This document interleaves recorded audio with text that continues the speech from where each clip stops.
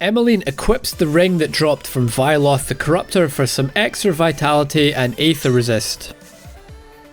We equip Constance's vest. I really like the vest. Craft Equilibrium for movement speed and some extra elemental resistance. This extra resistance may seem like a waste given that we are already capped out. However, it does give us some leeway to lose a little elemental resist from gear should we pick up something with better pierce and bleed resist. The goal for starting this act was 50% pierce and bleed resist, but we're aiming to be capped out at 80% for both by the end of Act 2. As well as that, our other goals for Act 2 are as follows. Again, as many side quests as possible, 6 devotion shrines, which brings us to a total of 13 points, capped out pierce and bleed resist, and 50% vitality and chaos resist in preparation for Act 3. Remember to visit your back bar and turn on any buffs that you need. All we have in our case is Aether Ward. When you're done with that, switch back to your front bar. Foreshadowing. As we clear our bags and leave Devil's Crossing, you will see some slightly different gameplay throughout this session. I recorded this during my editing for Act 1 and had begun to feel the weight of responsibility to keep Emmeline alive. Even though my test character made it safely through Act 2 with no issues, other than needing to heal through Constitution at Voldrak the Destroyer, you will see Emmeline using slightly more kiting and reactive gameplay during the opening of Act 2. When I noticed this was happening, I calmed myself down and resumed the idiot-proof Force Wave gameplay. Check the description for a Grim Tools link of this build. We proceed across the bridge into the Arkovian foothills looking for Shanks and get ready to deliver some justice. Take that, Shanks. That's what you get for being named after a toilet. We extend the force wave of friendship to the beasts of this land and meet a sane and good-natured gentleman trying to, just burn down his house with his family still inside. Emmeline safely talks him out of his madness and convinces him to seek refuge in Devil's Crossing, purely out of altruism and nothing to do with the loot that Skinner will give us later when we regroup with him. The beasts of this land are hardier than what we saw in Act 1 and will appear in larger numbers. Drew Larkin claims that his partner stabbed him during the night and made off with the caravan of loot, leaving him to die. We assure him that we will look into this situation and promptly run off in the opposite direction to track down our first devotion point of Act 2, which is concealed in Spined Cove. We meet some Arkovian undead and funnel them into the Hot Gates, where their numbers will count for nothing. And wave after wave of undead attacks smash into the force wave of friendship.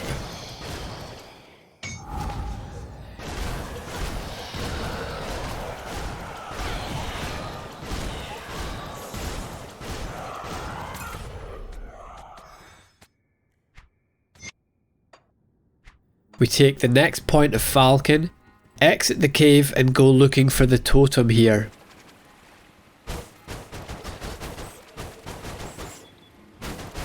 Clear the area, activate and force wave.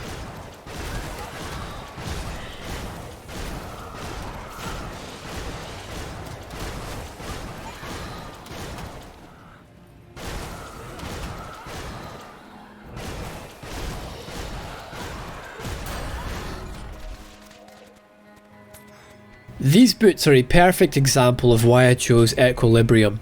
Our excess elemental resist means that we can afford to disregard the 12% resist from our old boots and swap to the Explorer's foot pads.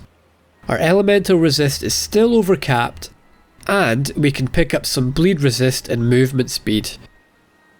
Again, here with the belt, we can take this new belt, gain health regen, but still be overcapped on elemental resist. Yeah, we lose poison resist because our new belt does not have an anti-venom salve, so back to Devil's Crossing to fix that. We find Isaiah Redan, and I swear I wanted to save him because he becomes a useful vendor in Homestead. However, Emmeline thinks, this all sounds too convenient. Prepare to eat cold steel. And she offers him the fourth wave of friendship. Oops, I genuinely did want to save him, but oh well. We dispatch a few enemies and pick up some crystals on the way to the rift.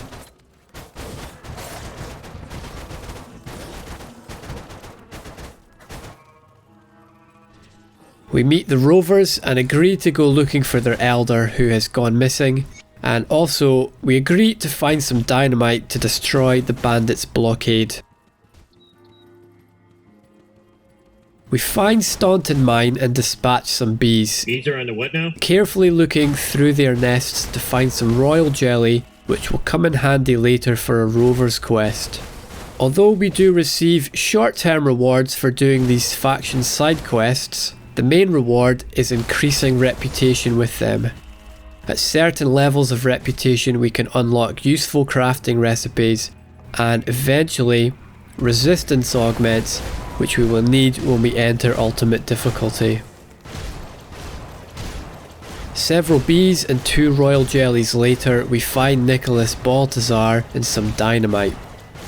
Balti hits us with some trauma damage, which barely makes a dent thanks to her armor level and health regen. Drops a guardsman's helm, which gives us a massive armor upgrade, physical damage increase, and an extra 5% elemental resist.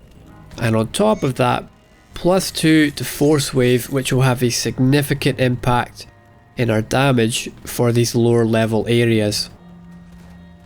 Sadly, we lose a little energy regen. However, our high investment into the mastery bar means this is not a problem. With our level up, our safe build just got even safer as we pick our first circuit breaker, Menhir's Will. An instant 15% health restore and 30% health regen per second when our health drops below 33%. 1 point in field command gives us a 5% armor increase. Emmeline adds field command to her back bar, activates the skill, and then swiftly switches back to her front bar. She swiftly switches back to her front. Emmeline, pal, front bar. Oh god, what's going through her head right now? Ain't no hollaback girl. So that was a big mistake. Luckily we have a strong build. It is normal mode and we only got ambushed by a small group, so we got away with that. But these are the sort of mistakes that can end your run, and why we have tankiness, high resistances and circuit breakers built into our character. Our build is made for stupidity. You darn tootin'. After recovering from that mistake, we kill some skellies and go looking for the Rover Elder, who tasks us with returning an artifact.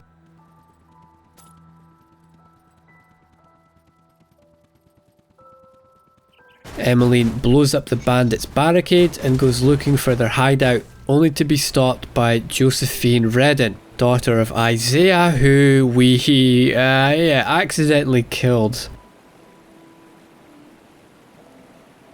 I genuinely didn't know what was going on here because I'm not sure that I've ever killed Isaiah, so it took a while for me to figure out what this was all about. Wasn't it me, pal? Emmeline says as she extends her force wave of friendship. Josephine drops her ring, which has some very nice vitality and chaos resistance, and we save it for level 32. Emmeline heads for the next wasp nest on the hunt for more royal jelly. These can be used to make health regen potions that we will be using later for some bosses in Ultimate, so it's a good idea to start stockpiling.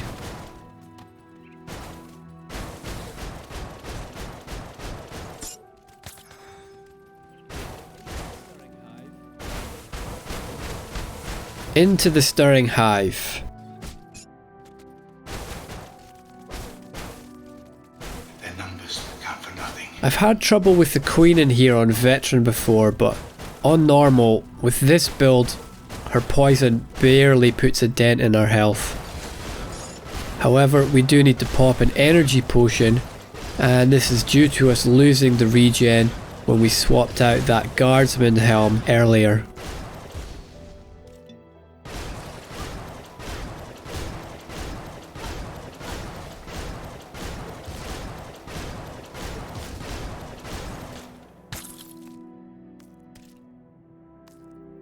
This vest offers us less elemental and bleed resist, which we already have capped out, and we would also lose energy regen.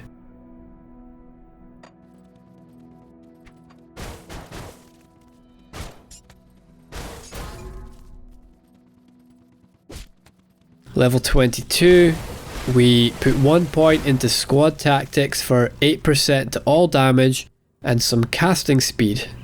Then we increase the mastery bar, heading towards Oleron's Rage.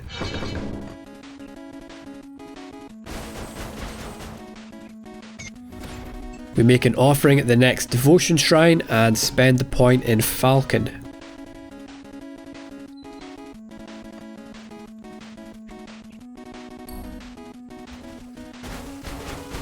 We take the way shrine in Old Arkovia and head into New Harbour to peacefully resolve the situation. Yes, I'm actually paying attention this time and no one gets hurt.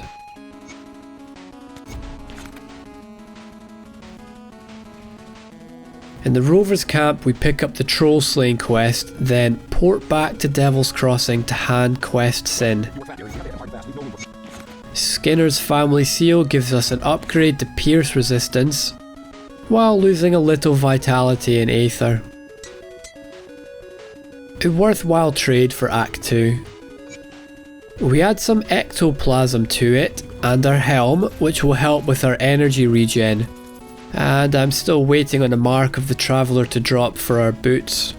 Emmeline sells her items and ports to Arkovian foothills, turning in the Lost Elder's Bone Talisman and picking up a backpack upgrade for completing the Bandit's Blockade quest. More bag space equals more loot.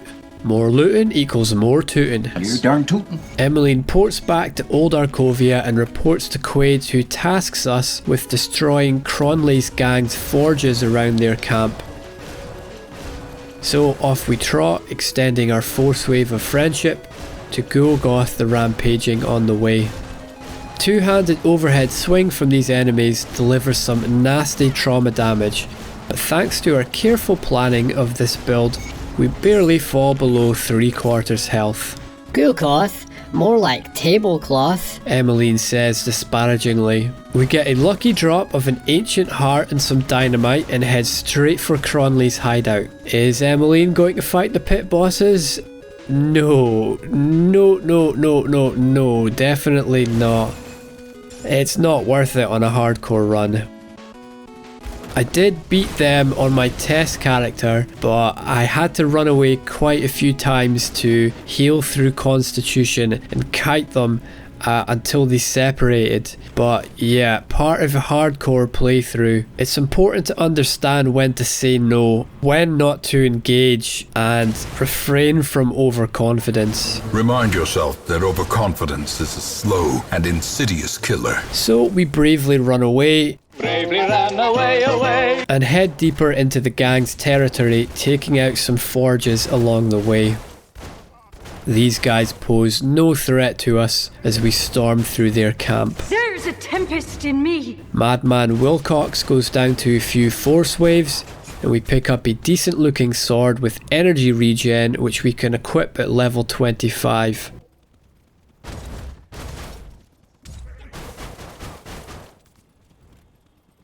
The last forge, and we take out Boomer Slocum and head into Cronley's hideout proper. We are on the lookout for dynamite, royal jelly, and one devotion shrine in here, as well as Cronley himself.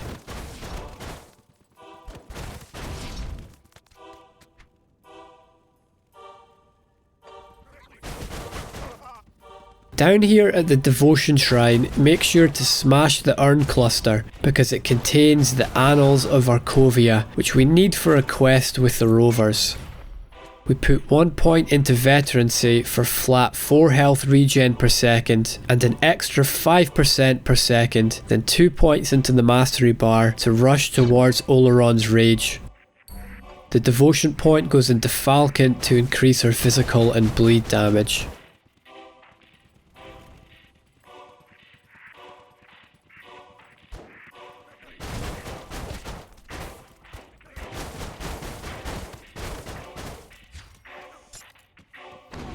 Even when we get stunned, our health barely flinches and Delnar falls to our force wave of friendship.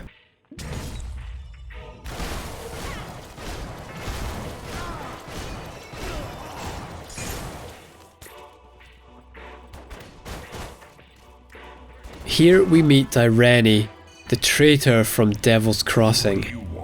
And wouldn't you know it, the man who betrayed Devil's Crossing betrays us too. This man is as crooked as a crypto CEO. We have great armor resists and health regen, and again our health barely flinches with Direne's attacks.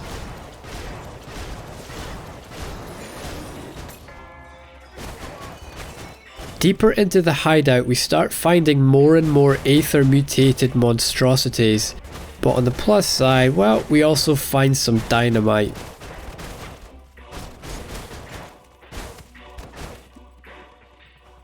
The fire damage from Moneybags Martin does almost nothing to us because of our capped out elemental resist as we give him the old force wave treatment. At 28%, our aether resist is lower than I would like when facing Cronley. Before that, however, we activate the totem here and find a weapon upgrade with casting speed. On to Cronley, and the plan is to stand still and force wave.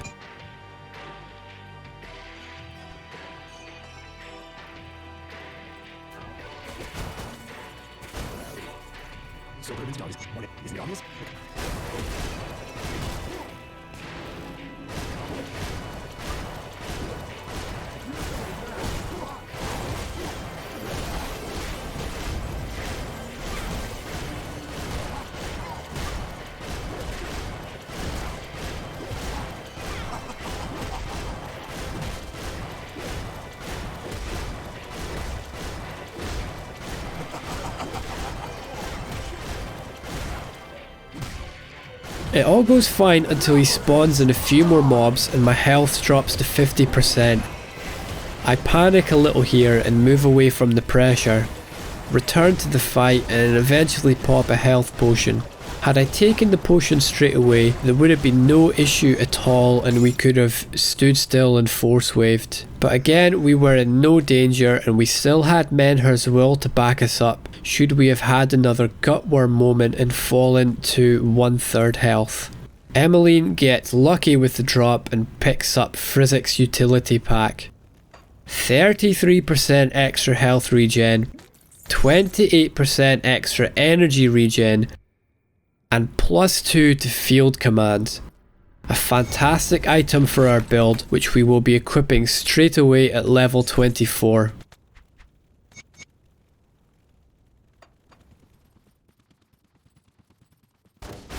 We meet little resistance as we leave Cronley's hideout and emerge in Twins Falls.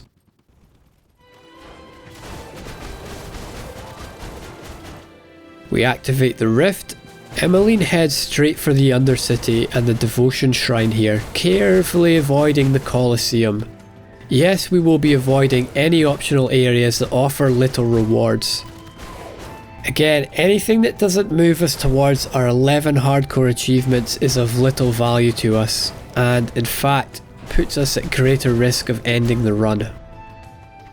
At level 24, we invest 2 points into the mastery bar and increase internal trauma by 1.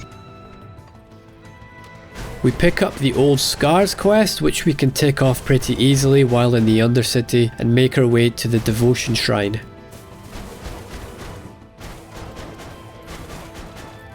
Activate, stand still, and force wave.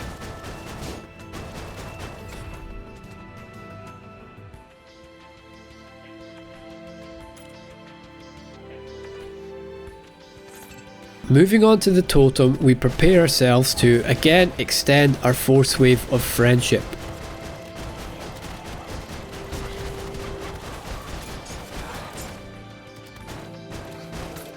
Totem done, and we start thinking about some upgrades.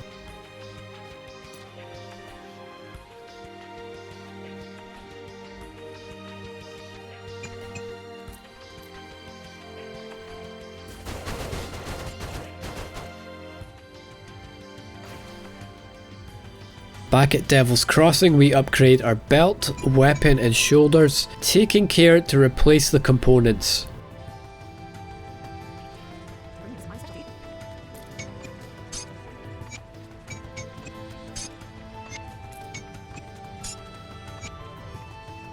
Emmeline prepares a few silk swatches to replace the anti-venom salves now that our poison is overcapped and we are in need of a little more pierce resistance.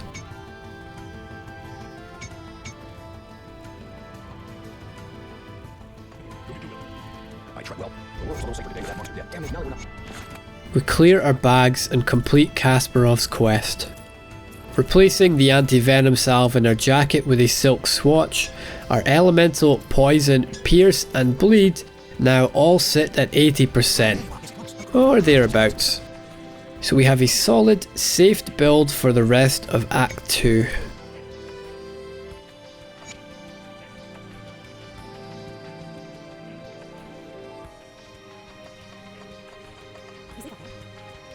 I really like the vest. Remember to add your aether ward buff to the back bar and turn it on, and swap to the front bar. Let's not have any more mistakes, please, Emmeline. In the Arcovian Undercity we have 3 goals. Complete Old Scars by slaying Nomos Dread, Laudos Vagra and Ravina Kur. Complete the Depths of Old Arcovia quest by collecting 3 Forgotten Passages, and lastly killing as many Arcovian undead as possible, which will increase our reputation with the rovers. The Skellies and Ghosts are very slow moving and fall to our force wave of friendship quickly, so there really is nothing to worry about in this dungeon. Level 25 we put 2 points into our mastery bar, getting ever closer to Oleron's Rage, and put a devotion point into Falcon to get Falcon Swoop, which we assign to, well, our only skill, Force Wave. Falcon Swoop is a nice early game ability for extra damage and range onto Force Wave. In the long term though, we will probably be swapping it out for some more defensive options. Nomos Dread falls easily to our stand still and force wave strategy, and we go looking for more Skellies.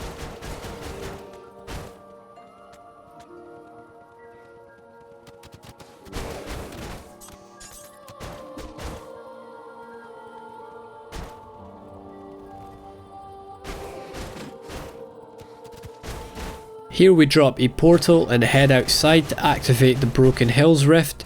Doing this will save us a few seconds of walking later when we exit the dungeon.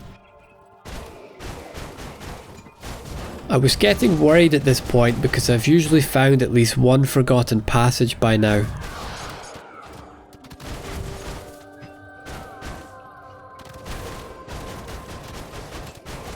We do eventually find one, however, and quickly find the second and third soon after.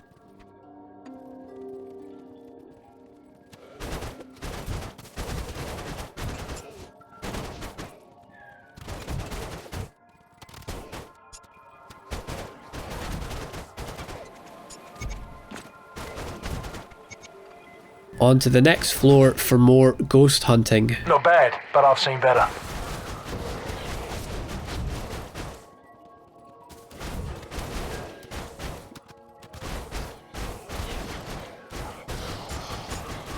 Emmeline soon finds Laudos Vagra, and you can see he barely scratches our health due to her high armour, health regen and elemental resistances.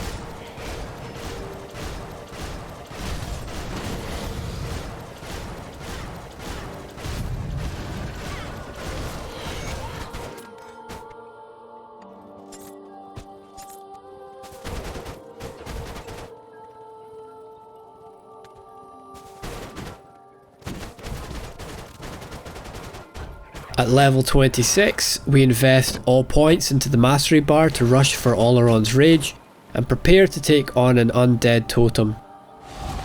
Activate, bravely run away, Bravely run away, away. and Force Wave.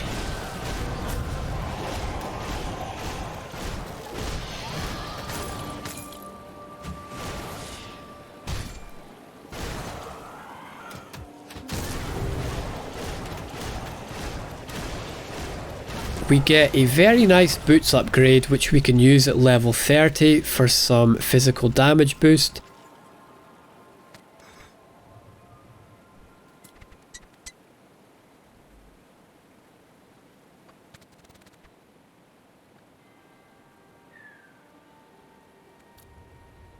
And a shoulder upgrade which we equip straight away.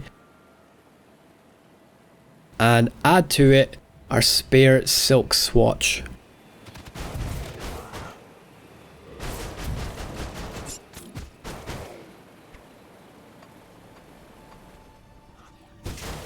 Emmeline extends her Force Wave of Friendship to Ravina Kerr.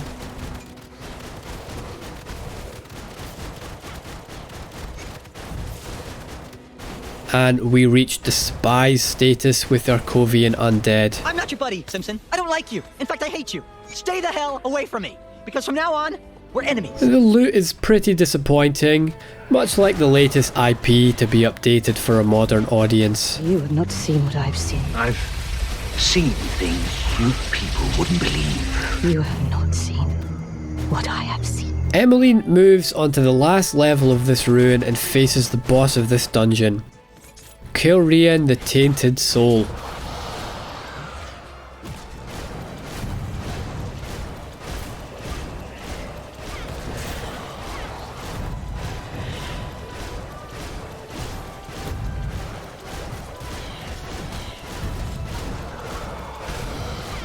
We get our first real dose of vitality damage from Kilrian as our health drops below 50% for the first time in a while.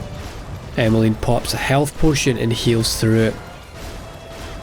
Although we could have increased our vitality resistance for this fight, there are other resistances, namely Pierce and Bleed, that need our attention first during this act, and 60% is more than enough to keep us alive during our face tanking here. We find some gloves to increase our Pierce resistance and add an unholy inscription to them, bringing us to pretty much our Act 2 goal of capped out Pierce, Bleed, Elemental and Poison resistance.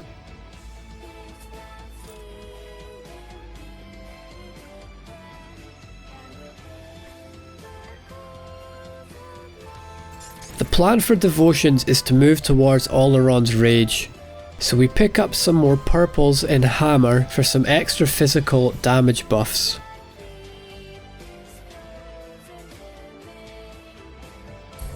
We teleport out to the Broken Hills Rift that we opened earlier and continue towards Smuggler's Pass, extending our Force Wave of Friendship to the local beasts of the area.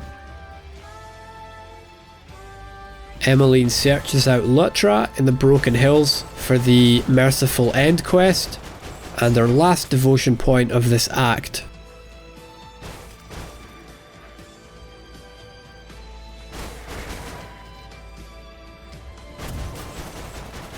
Emmeline activates the totem and promptly gets ignored as the undead choose to fight the beasts of this area instead. How rude.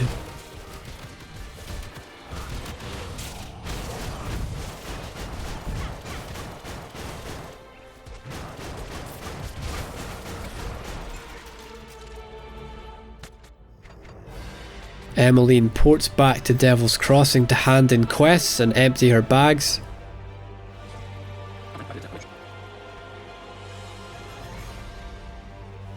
With no good upgrades, we sell our loot and get back to the bloody business of slaying Lutra the Abandoned.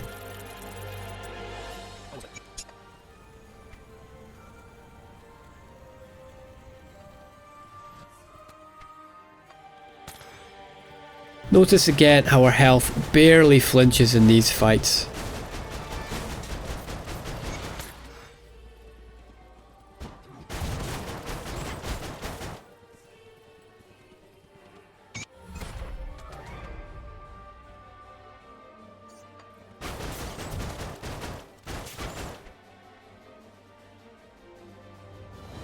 Our 6th and final devotion point of this act goes into Hammer for an increase to trauma damage and increased duration.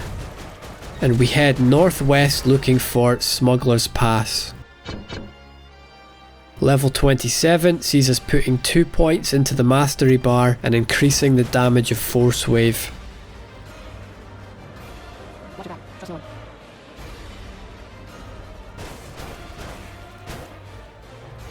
The trolls in this area can be a real threat on Veteran, especially if you have low bleed resistance and get stunned in one of their nets. With our build and on normal, we simply extend the Force Wave of Friendship and move on quickly past them.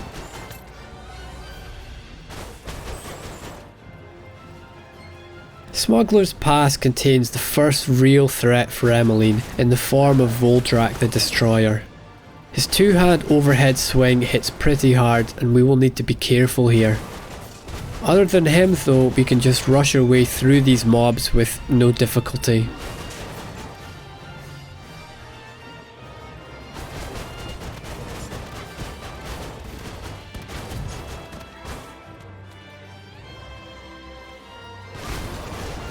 Emmeline clears Voldrak's minions and gets hit by the first overhead swing, removing 1/3 of her health.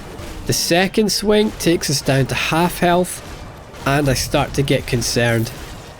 The third takes us down to 1/3 health and I pop a potion before our circuit breaker Menhir's Will can kick in. You can see though that we are perfectly safe throughout this encounter. We had plenty of options to get us out of trouble. We could have popped a potion earlier, we could have kited Voldrak until we healed through Constitution, and don't forget that bravely running away is always a viable option in Hardcore. We unlock the Royal Jelly recipe, which will come in handy later when the encounters start to get more deadly. And with that, Act 2 is over. Emmeline spends her attribute points in Physique, finding a helmet with bonuses to Warcry, and exits Smuggler's Pass. Emmeline fights her way to the Dead Man's Gulch Rift and hands in some pending quests.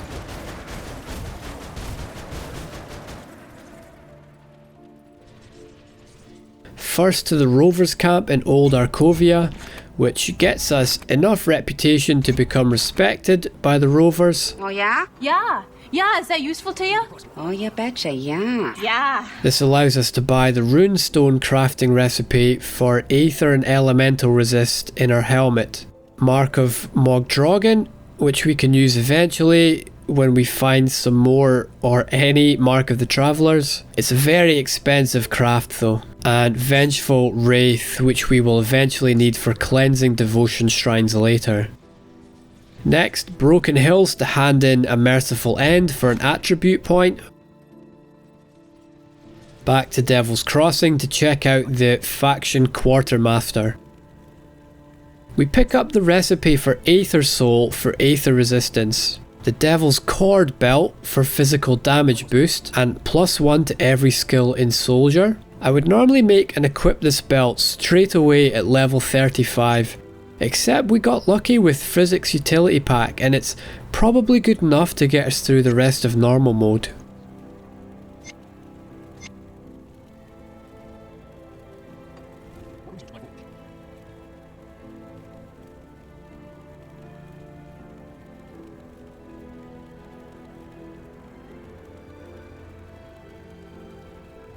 We make a runestone for some Aether resist, then put it into our new Warcry helm and equip it. Crafting resistance items is one of my favourite parts of Grim Dawn. Checking current resistances, looking for low points in them, cross-checking with recipes to see whether we can improve them, and juggling the new improvements with any old resistances lost from removing the components always feels like piecing together a puzzle. I find it much more rewarding than the usual big number equals better armor system that you find in a lot of RPGs. We make another anti-venom salve which brings our elemental poison, pierce and bleed resistance to the cap, Vitality and Aether are both around 50% and we are looking good for Act 3. Our low chaos resistance has me a little worried, however, about some upcoming parts, but I'm sure we'll be fine. Right, as always, the Grim Tools link is in the description, and thanks for watching.